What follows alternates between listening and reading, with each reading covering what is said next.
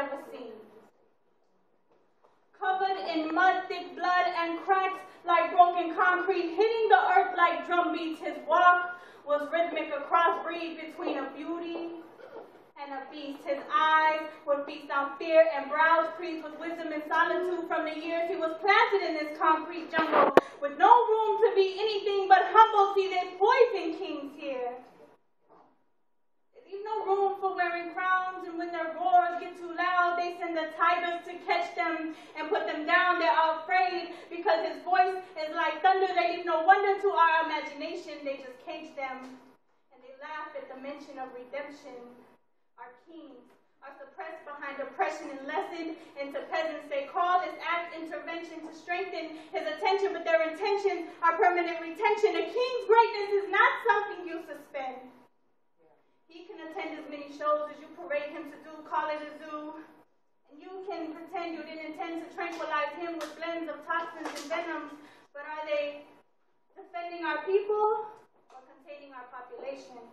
This is a nation of thick, greed, metal corporation. They know no bounds for moderation, so they toss him T-bone sticks injected with tribulation. My king, this is a manipulation to make you want what you don't need, to lead you to temptation of things not needed to lead your people. Your heart is mighty enough to carry you through this rubble, through these cracked rocks of communities, looking to escape the drugs and rape and hate. Leave me from your distractions, my king, because I'm lost in the midst of creating purity and being raped of my priority. And I feel the authority of teaching these children that these sorts of outlets are electric, yet showing them the plugs.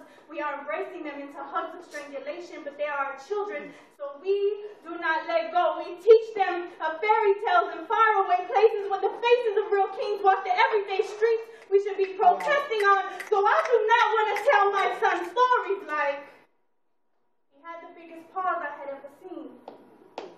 Covered in mud, thick blood, and cracked like broken concrete, lost in this man-made jungle and defeated until he was humbled before these savages. A king should never be a fable. He should be something that lives on in our children. So I tell my son stories like he had the most beautiful long locks I had ever seen on a lion. He grew them with declaration he was faced with, tormenting himself with contagion. They tried to contaminate his reputation, but it took a village of bears with 10 times his strength to try and hide him from mankind. They declined him of being a king. He cast himself away, and his reflection grew weak, and he forgot how to speak to us. But he returned to give his locks of courage to cubs who had yet to find a voice. You see, son, there are lions, and there are tigers, and there are bears. And you can be whatever you want, because with strength comes choice, but it takes a king to carry a lion's voice. Come on, come on.